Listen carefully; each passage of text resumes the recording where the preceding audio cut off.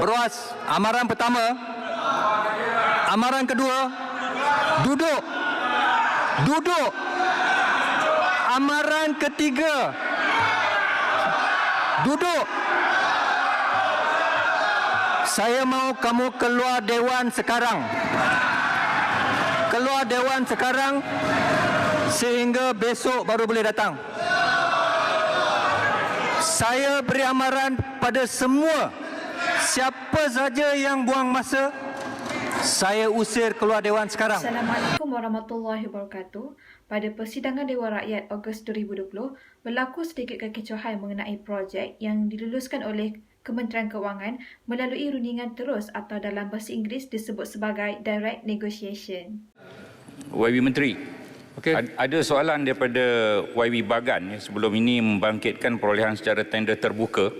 Soalan saya, adakah kaedah-kaedah tender yang ada dan semasa pemerintahan kerajaan PH, ada tak tender secara rundingan terus diadakan?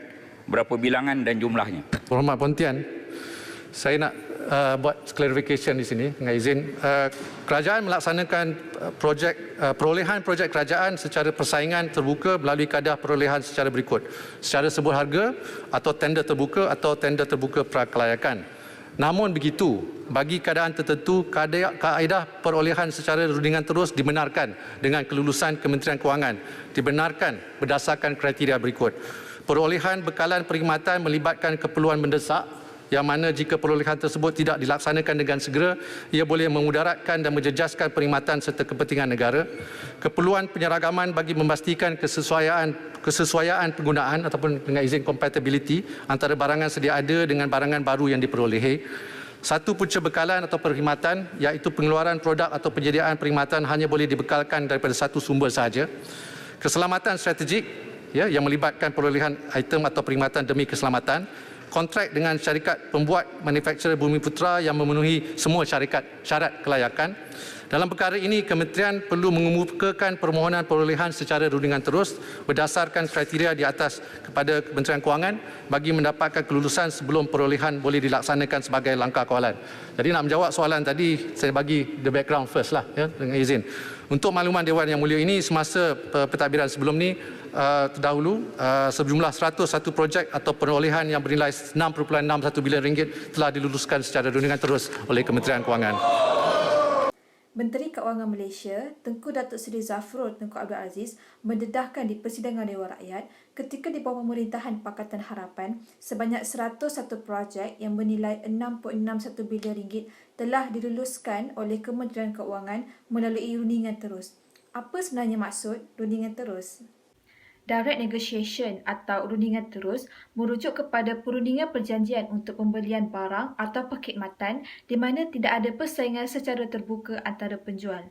Maksudnya di sini, mana-mana syarikat yang ingin berurusan dengan agensi kerajaan, syarikat tersebut akan menerima tender daripada agensi kerajaan tanpa perlu bersaing dengan syarikat-syarikat yang lain. Rundingan terus ini juga diamalkan di mana-mana sahaja. Kebiasaannya, mana-mana agensi kerajaan yang ingin melaksanakan sesuatu projek, ia akan mengeluarkan dokumen tender iaitu satu bentuk tawaran kepada mana-mana syarikat yang berminat untuk menyertai projek tersebut. Agensi kerajaan ini akan menawarkan satu projek kepada kelompok syarikat di mana syarikat ini akan bersaing sesama sendiri untuk menyerahkan tender yang paling optimum kepada agensi kerajaan tersebut, dan keputusan terletak kepada agensi kerajaan ini untuk memilih syarikat yang lebih layak. Sebentar tadi, Menteri Keuangan telah pun menerangkan tentang kriteria-kriteria yang membolehkan perolehan tender secara rundingan terus tanpa perlu bersaing. Silakan Yang Berhormat Menteri. Yang betul izinkan saya mengakhiri. Minta jalan. Silakan. Yang Berhormat Menteri. Tolonglah bangun, tolong. Saya terbuka sekiranya Yang Berhormat nak berikan senarai. Itu tender-tender yang diberikan bukan secara tender terbuka. Kalau kita lihat jumlah yang diberikan secara tender terbuka jauh lebih besar. Dan ini tertakluk kepada syarat-syarat yang kita nak tahu yang sebut itu tadi. saja. Maaf. Yang Berhormat Bagan tolong. Dari segi jumlah kontrak yang diberikan berbanding dengan yang diberikan secara tender terbuka dan berbanding dengan secara direct award. Sekarang berbanding dengan dulu. Kita tak ada apa-apa nak sembunyi. Istilah rundingan terus ini seolah menjadi istilah yang kedua selepas rasuah selama beberapa tahun apabila kontrak kerajaan yang bernilai jutaan ringgit diserahkan secara terus kepada syarikat-syarikat kroni. Pihak dari Suruhanjaya Pencegah Rasuah Malaysia SPRM juga mengatakan akan menyiasat perkara tersebut. Menurut Menteri Keuangan juga, kontrak yang diberikan secara rundingan terus bukan satu kesalahan kerana terdapat dasar yang membolehkan rundingan terus iaitu Seksyen 6-1 Akta Tata Cara Keuangan 1997 kurungan Semakan 1972. Satu yang betul. Maklumat penting telah terbongkar. Ini tender secara terus. Kalau ada salah laku, SPRM boleh masuk.